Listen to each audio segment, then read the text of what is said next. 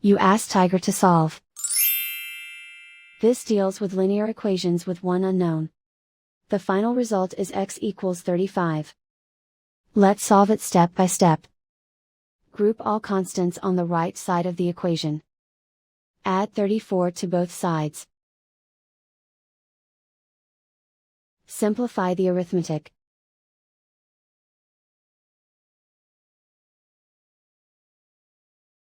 Isolate the x. Divide both sides by 4. Simplify the fraction. Find the greatest common factor of the numerator and denominator.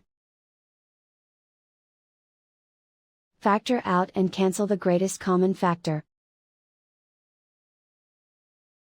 And so the final result is x equals 35.